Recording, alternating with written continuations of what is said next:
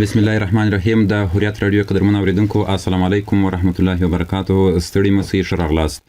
خدای جل جلاله دې وکړي چې اونۍ په خیر در باندې رسوي وي. په دې اونۍ کې د اقتصاد او ژوند خپرونه مو دا ځل درته یو ځل بیا د روزګان ولایت څخه چمتو کړې ده. تاسو به دغه خپرونې له محتوا سره طبعا بلد یاست. د دې خپرونه کې موږ په نوبتي ډول له بېلابېلو ولایتونو څخه د کسبګارانو، هنرمندانو او ځوانانو سره پر بېلابېلو کاروبارونو باندې خپرونې چمتو کوو او در تاسو پورې رسوو. دا چې په اوس وضعیت کې د خلکو کاروبارونه څه ډول دي،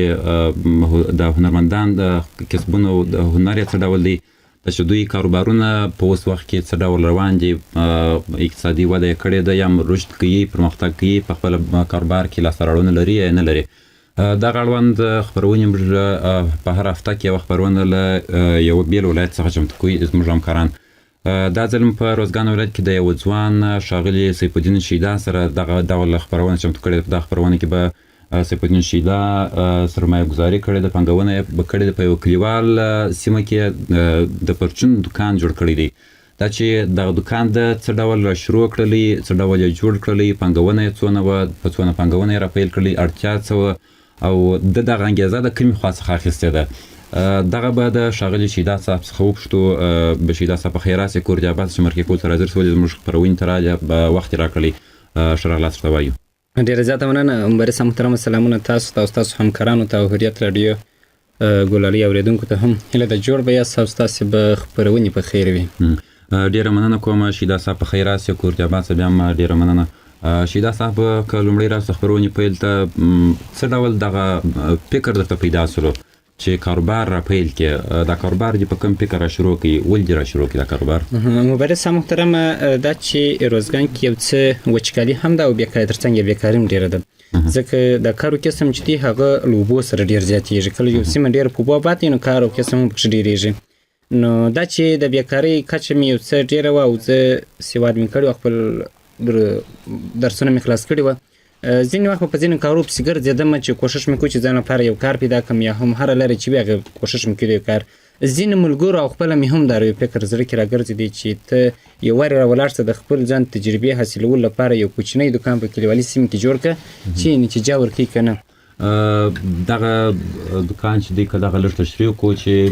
چیش په دغه دوکان کې ته پلورې، خرڅې چیش راوړي دي او پانګونه دې لومړی څونه وکړله؟ مننه کوم بارس محترمه. له پانګونه خو چې مې کړې ده هغه د 15,000 افغانۍ څخه ما شروع کړله او دې دوکان کې بس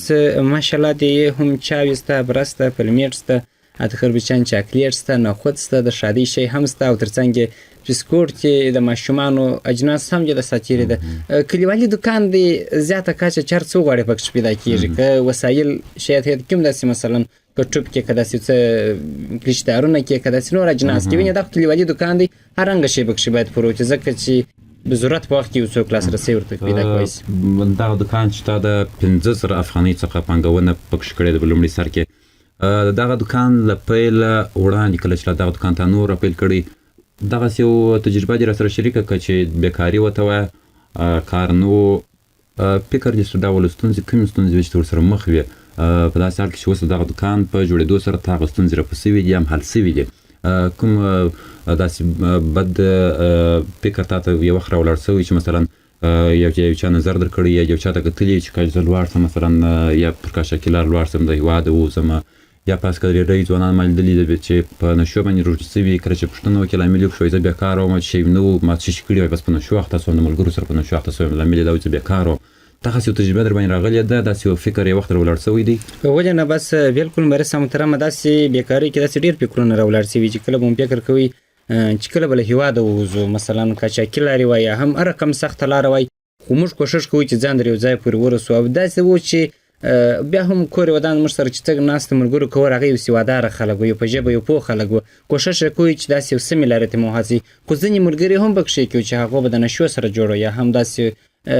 بې معنا کارو سره بیا جوړ و چې هغه مثلا د بیکارۍ کې مثلا انسان ترلاسه کېږي. نو داسې به مو زیات وخت داسې فکر په دې ګډوډ و، کله به مو زیات وخت خپله هم په دې فکر ګډوډ و چې کله د پلانکي سواد یا هم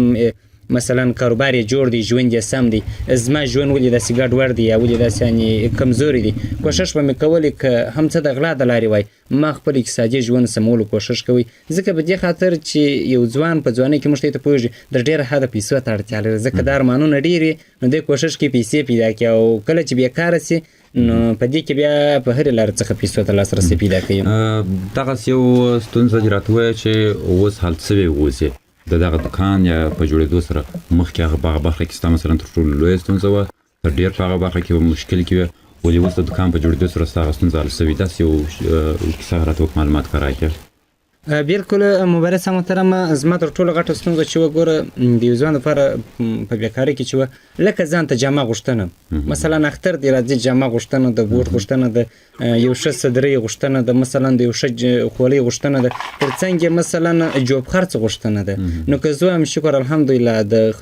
خپل کورنۍ یا خپل ځان مې اوس د دې څخه خلاص کړی دی کله زړه راته ووایي ډېر رنګ جامه کولی سم هر وخت مصرف کولی سم هر وخت په ډاډه زړه د یو چا سره ګرځېدلی سم کولی سم چې د خپلو هیلو مطابق هر څه اوس مثلا شکر الحمدلله وکړم د خپل اقتصاد په وده باندې دغه دکان په جوړېدو سره دلته په کلیوالي سیمه کې ګټه یې دا خو یو هغه دی چې تا ته په اقتصادي برخه کې ګټه رسېږي ستا اړتیاوې ترې یوې اندازې پورې پوره کولی شي د دې تر څنګ د سیمې خلکو د شاوخوا کورنۍ چې دي دغو ته یې ګټه څه رسېدلې دغو ته دې ګټه څه ورسېدله چې کله یې د دکان ته جوړ کړلی بالکل دا کلیوالي سیمه دا موږ ته یې وایي په یوه چپلاخه د سلو مه خوږېږم یعنې په یوه خبره سل خوشحاله کېږي یو متل یې موږ ته کې نو دا کلیوالي سیمه کې دکان دی مثلا یو فرضاً به یو کور ته د شپې میلمه راغلی کله ملایي ته اړتیا پیدا کېږي مثلا هګیو ته اړتیا پیدا کېږي کور کې برانې برې ته اړتیا پیدا کېږي چاو ته اړتیا پیدا کېږي مثلا د ضرورت وړ اجناس حتما د میلمه په حیث کې یو شي ته نه یو شي ته اړتیا پیدا کېږي یعنې تر څنګ دې ته لاسرسی هم ارسانه دی چې ما ته د یوې دقیقې په بدله کې غږ ماسو کې شي اجناس واخلي او تر څنګ مثلا ځینې وخت داسې چې دا خو خدای دا دنیا ده د چا لاس خالي وي مثلا که وغواړي بازار ته ولاړ سي په لاس سره یې څه نه وي نسي راوړلی نو بیا درې وخته پورې ما ته هم تمه کولی سي چې مثلا د اجناس ویسي بیا یو وخت ما ته پیسې راوسپاري قرض ورکوې د دوی چې کله لاس بند سي شي ته اړتیا یې لکه چې په جیب کې په نغدي ډول پیسې نه لري نسي کولی چې بازار څخه یې راوړي ځکه بازار کې دوی سره څوک پور نه کوي ولې دلته ته په قرض ورکوې دوی دغه په دې برخه کې دوی سره یو ډول همکاري یا مرسته ده بالکل و بالکل دا په دې خاطر چې کلیوالي ده او دوی تر څنګ څونې چې دوی زما اقتصاد کې وده کړې ده او د هغوی تر څنګ زه د دوی د لاس خلاصون یو لاره یم هغه یو لاس بل لاس ته اړتیا ده زه د دوی دوهم لاس یم بس هر وخت د خلاصون په ما سره یم دغه پانګونه چې دې کړې ده په پیل کې د 15,000 افغانۍ کړې وه اوس یو وخت حساب کړی دی چې اوس پانګونه یا عمومي دغه پانګه څو سرمایه دي څو ته رسېدلې ده او په څونه وخت کې رسېدلې ده اوس پراختیا کړې ده رشد کړی دی کاروبار دی بالکل مبارزه محترمه دې دوکان به کېدای سي کال او تر څنګ یو نیم کال به کېږي نو د 15,000 افغانۍ په بدل کې څه نورې هم ما کېدای سي ورسره ماتې کړي په لاس راغلي وي دوکانداري داسې یو کار ایسته تا خپلې پیسې چې په لاس ورځي نه ور معلومېږي خو زه فکر کوم چې اوس زما سرمایه د 100,000 ډېره اوښتې ده یعنې ته دا اوس وضعیت په کتو ته چې د کاروبار کوې دا فکر کوې یم په دې پوهېږې چې کاروبار دې لا مخ پر وده دی یم په ګټه نه کوي بالکل ولې نه کله کله زه ملګري چې راسي دوکان ته زه حتما پوښتنه ځینې کوم څنګه دی منکې دوکان سم سوی دی یا دغه سوی دی زما ته خو یو شی دی زه 4 ساعته پکښې کې ناست یم که څه ما ته معلومېږي چې پرمختګ یې کړی دی خو دونې نه راته معلومېږي لکه زما یو بل ملګري ته یو بل دوست چې کله راسي واقعا هم دی ما ته ډاډ راکړي اطمینان راکړي چې ستا دوکان در پخوا مثلا چې پخوا 50% به اوس یې 100% وده کړې ده تر ټولو مهم په دکانداري کې څه شي دی یا په دغه ډول کاروبار کې چې کله کاروبار جوړوې ستا فکر اوس دا معلومات ته سوي دي چې مهم څه شي دی دا چې تر څو که یو بل څوک دکان شروع کوي په دکانداري کې هغه مهم شی څه دی چې سړی باید وکړي تر څو په تاوان کې نسي ګټه وکړي مننه کوم در ټولو مهم شی خو دا دی مبارزه محترم په دکان کې صبر کول دي په هغه کونه که دا یو شي کې چې دی ګټه اصلا داسې به نه وي چې تا به ګټه داسې فرض ګڼلي چې په دې شي کې به زه حتما دونې شی ګټم ته به خپل ځان ته اطمینان ورکوې چې زه به ځان ته کار او کسم او ترڅنګ به خپل ارمانونو هیلو ته پوره کولو په ثبوت رسولو سره کوشش به کوې چې مثلا ګټه دې هم ورسره په نظر کې چې تر څو ته په دوکان کې صبر وکړې او وروسته انشاءالله حتما حاصلات مثلا ګټه لاسته راوړل کېږي. دوکان یا هر کاروبار چې هغه صبر ته اړتیا لري او په صبر کولو سره او په احتیاط کولو سره چې سړی دوکان وباسي داسې نه چې بارې مثلا د ارمانونه ډیر وي مثلا مصرف پکې کې زیات وي. په اول سر کې کوشش وکړي چې خپل مصرف کنټرول کړي خپل ځان کنټرول کړي په صبر کولو سره وروسته بیا کدی هر څونه مصرف وکړي زه ژمنه ورکوم چې بیا نه خلاصېږي دا دوکان چې دی دا د یو پرمختګ لاره ده. کله چې تاسو ته اوس هغه د پخوا حالت در یاد سي او اوسنی وخت بیا فکر وکړي څونه د خپل کار څخه راضي یې؟ په دې خو لره به راځي شکرګزار سل زله یم. نو زما د ملګري چې ول کله زه سجده اضافه کوم اورې زه هم کله کله رافته سجده اضافه کوم ځکه په دې دلیل یو کوم مخکې زه د فکر کوم لکه زه چې په زندان کې وم زما یو تړلی لاس و ځکه زما به ټول عمر بل ته لاس نیولی چې ته زما لاس را خلاص کړې یا په کالو کې یا په څپلیو کې یا مثلا د نور د یو مثلا د یو خواهش تر ارمانه پورې چې یو مثلا یو ډوډۍ یو ښه دغې کول مې چې ما که چیرې غوښتلی ما به بل چاته لاس نیولی مرسته به مې غوښته. نو شکر الحمدلله له ربه راضي یم هر څه مې خپل توان یا خپل وس کې چې کولی سم چې د 100% کې خپلو کوم ارمانونه یې هیلو ته ځان ورسوم. که اوس ته هغه ډول ځوانان چې اوس ته وینې چې مثلا بیکاره یې کاروبار نه لري ته مشورې ورکوې یا هم که مشوره ورکوې یو چاته ستا مشوره به څه یو چاته چې مشوره ورکوې چې بیکاره یې هغه داسې وضعیت کې لکه ته چې د دوکان د پیل څخه مخکې په کوم وضعیت کې په دغه ډول یو وضعیت کې بل څوک وویني ستا په نظر یا مشوره هغه دپاره څه یي؟ بالکل زما خو دغه لپاره نظر یا هم مشوره دا ده ما چې کله کار پیلوي 50,000 افغانۍ وي ما له ډېرو ملګرو سره په سلا وکړه چې دا 50,000 افغانۍ زه شخصي لرم آیا دا شروع کم که نه کم شروع په دې زه یو کاروبار ولرم کړم. ډېرو به راته ویله چې 50,000 افغانۍ وګوره کاروبار وګوره مثلا ناکې پر ځان مه تېروه وخت دا راواخله چې په یو شي سره ووښه ناکې دا دونې ګټه نتیجه نه لري. نو کله چې زه راوړم 50,000 افغانۍ نتیجې ته نن ګورم باور وکړه چې دغه ماته د راغلقو افغانیو ډېر بهترینه ده. زه به که په جوب کې 100 افغانۍ ولري په دغه ورځ چې مارکیټ کې یو من پټاټې واخلي په 100 په بازار کې خرڅ کړي خو هغه وخت ناکې نه تېروي ځکه هغه 100 افغانۍ د ده څه ځي خو که په هغه لارې مصرف کړي هم به هغه 100 افغانۍ ورپاتې یا هم به دلته یو ځان لپاره یو څه ګټه کړي. او تر ټولو چې څوک په کم کار نه شرمېږي مثلا ځینې انسانان چې زه څنګه به 15,000 افغانۍ دوکان وکړم زه څنګه د 3,000 افغانۍ دوکان وکړم زه څنګه یو ګاډۍ وچلوم ځکه موږ ځوانان یو موږ د خپلو هیلو ارمانونو دپاره باید هر هغه حلال رزق رسونکي باید کار وکړو چې مسلمان ته ګټه وي او ځان ته خیر وي. نو دا کار چې هر کوم کوچنی وي که غټ وي باید ټولو زموږ غوښتنه دا ده چې باید وکړي. یوه خبره چې تا یادونه وکړله کله چې تا په لومړي کې 50,000 افغانۍ باندې کاروبار شروع کوي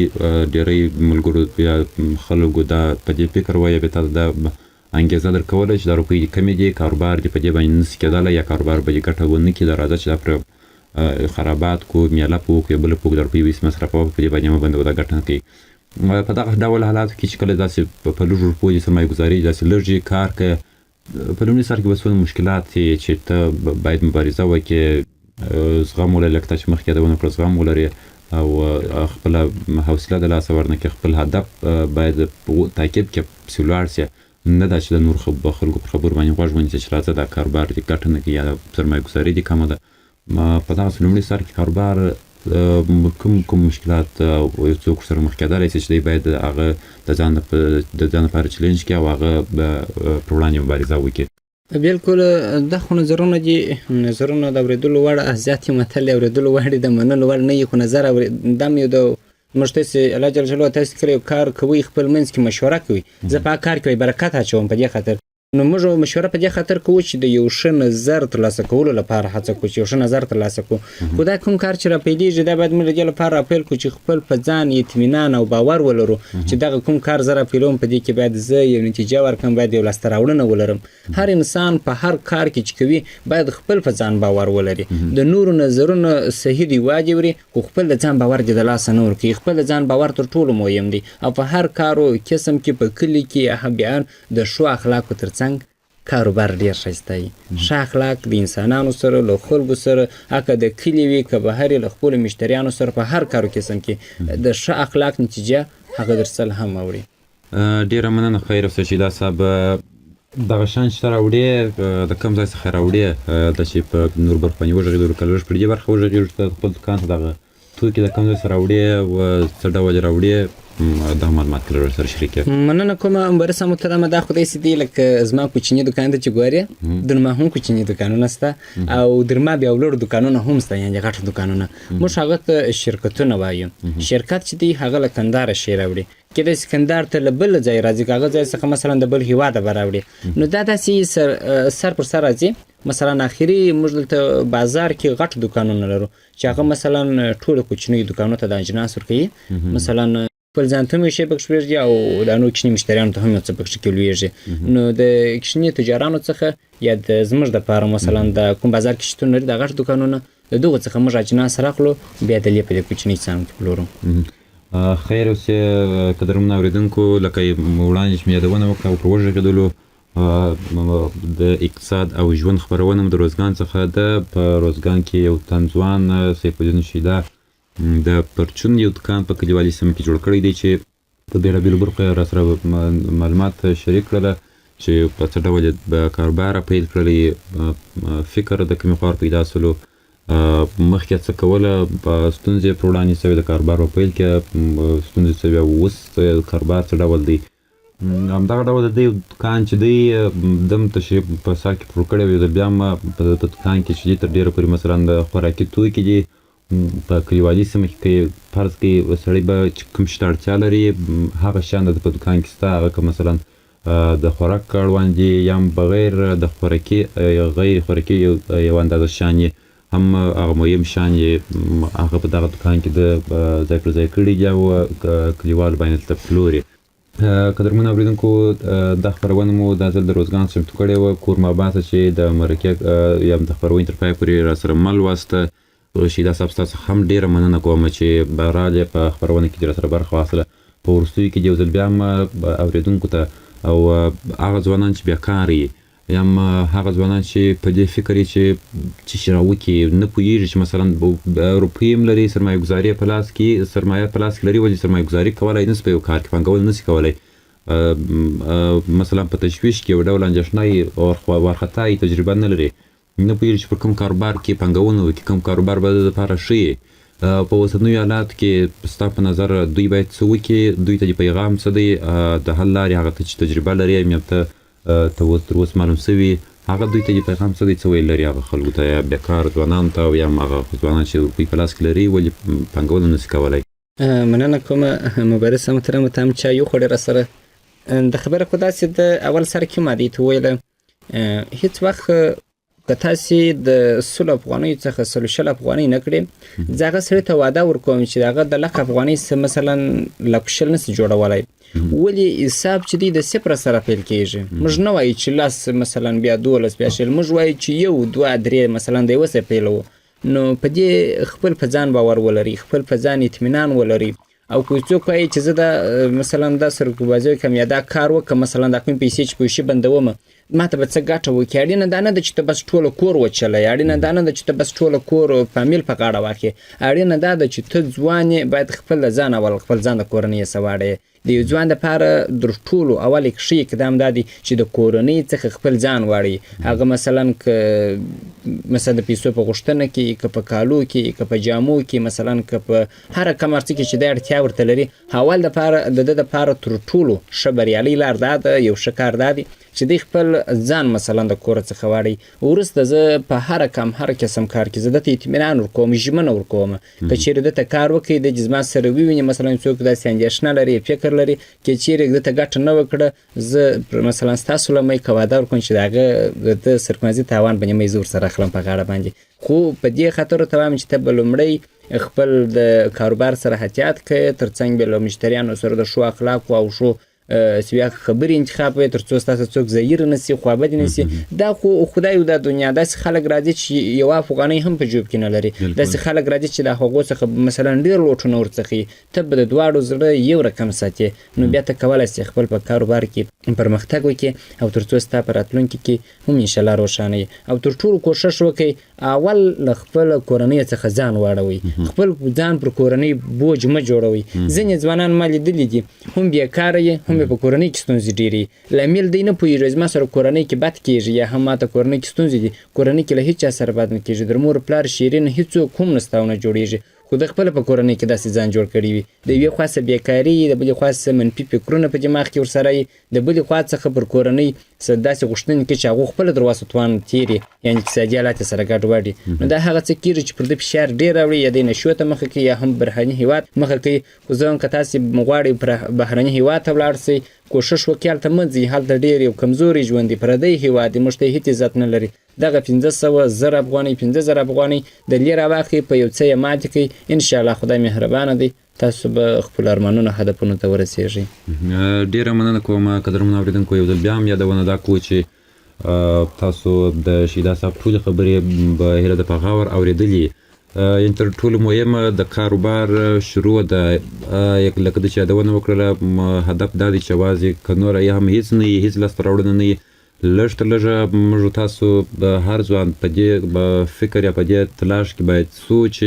یوازې هغه د خپلې کورنۍ څخه خو ځان واړو نه دا چې د یوې خوا د کورنۍ کې اقتصادي مشکلات یې ستونزې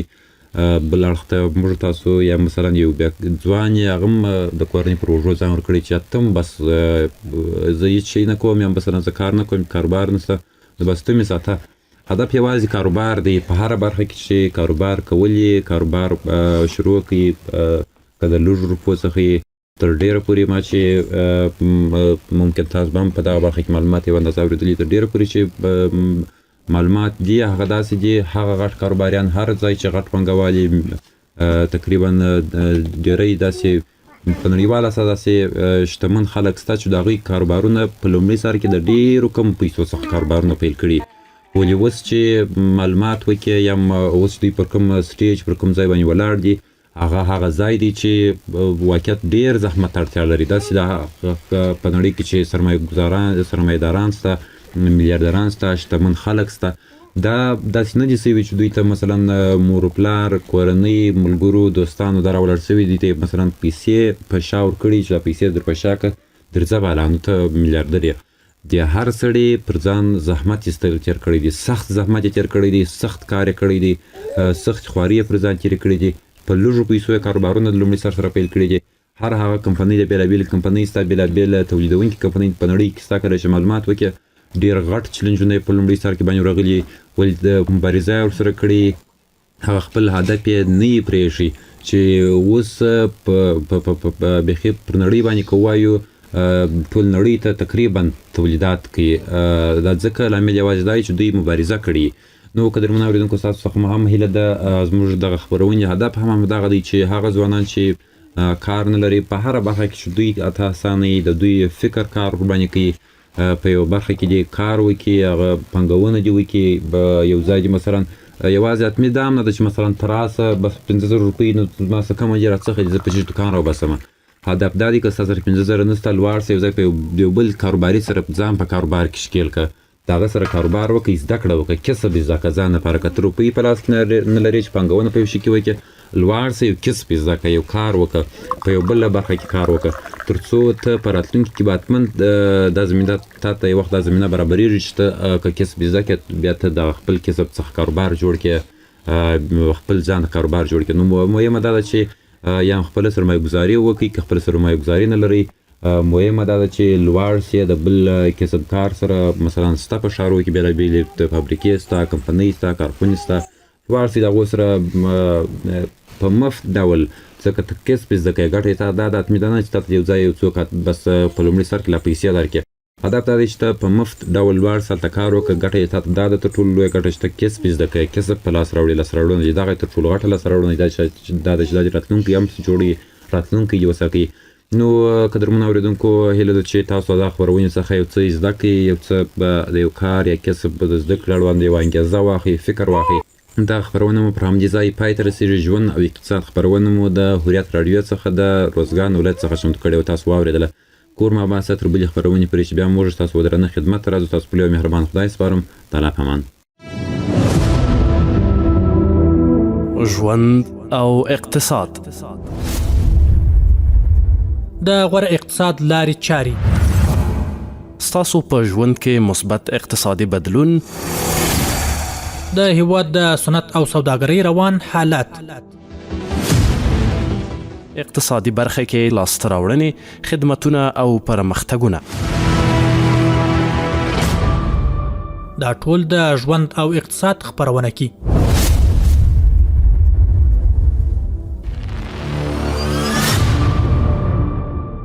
ژوند او اقتصاد